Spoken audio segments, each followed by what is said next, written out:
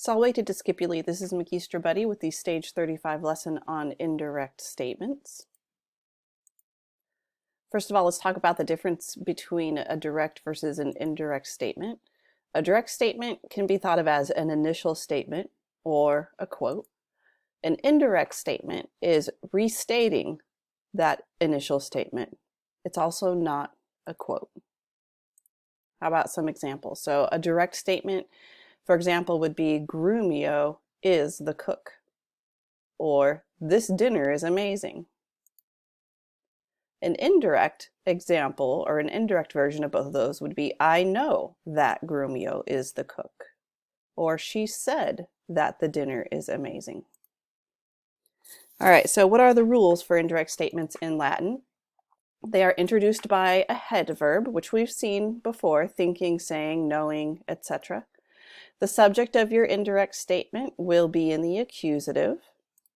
The verb of your indirect statement will be an infinitive. And this can be a little tricky at first, but you will get, with lots of practice, you'll get used to seeing the pattern.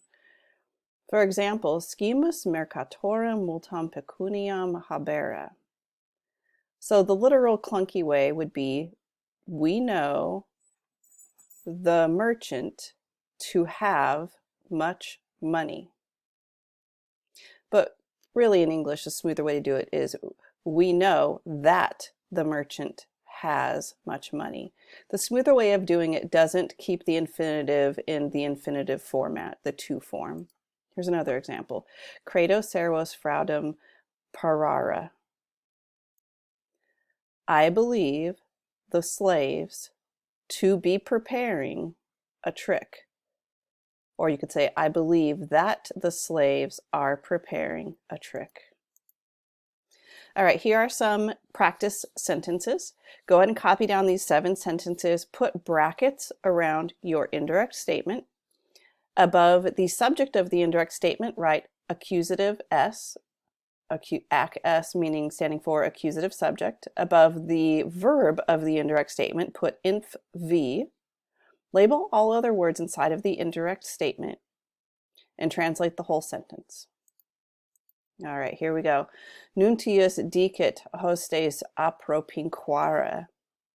Okay, so here's our head verb. This lets us know that we're about to launch into an indirect statement. This right here is accusative, but it's the subject of our indirect statement. This is an infinitive, but it's the verb of our indirect statement. So the messenger says that the guests are approaching. Okay, so here we've got our head verb. So the main part of this sentence is the master believes or the master trusts. The indirect statement is fugitivos in fossa latera. We've got an accusative subject. We've got a prep phrase in here. We've got our infinitive verb.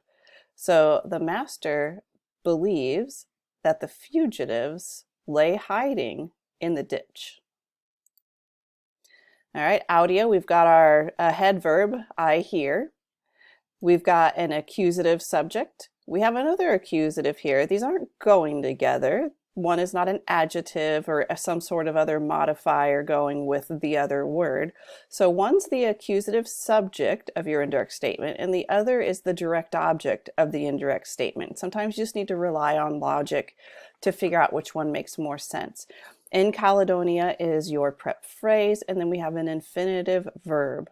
So I hear that Agricola is waging war in Caledonia.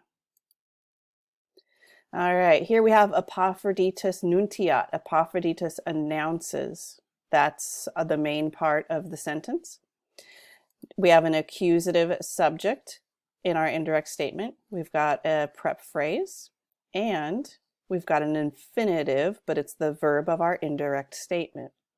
So Apophroditus announces that Demetia is exiled from the empire, or sorry, by the emperor. All right, putamus, we think. So that's our head verb. That's the main part of our sentence. Nostros is accusative plural, modifying amicos. Hoc is ablative singular, modifying strepitu. We've got our accusative subject. and we've got our infinitive verb. So we think that our friends are annoyed by this noise. This is an ablative of means here. Notice both of these are in the ablative. There's no preposition there. All right, I think, or I understand, sorry, is the main verb here. That's the main part, our main clause. Meum is accusative singular modifying fratrum. We've got an accusative here. That's the subject of our indirect statement. Ad urbum is a prep phrase. Reverti is an infinitive. This is a passive infinitive, but it's deponent. So even though it's a passive form, we're going to translate it actively.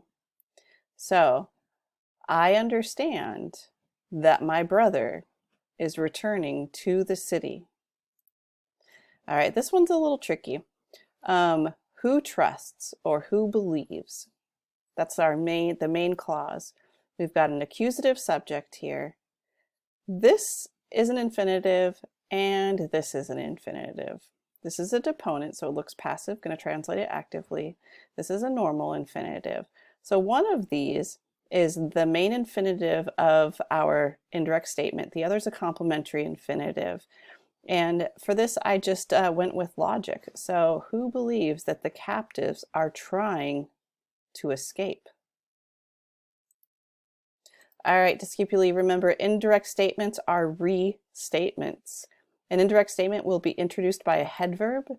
Its subject will be in the accusative and its verb will be an infinitive. Voile to discipuli.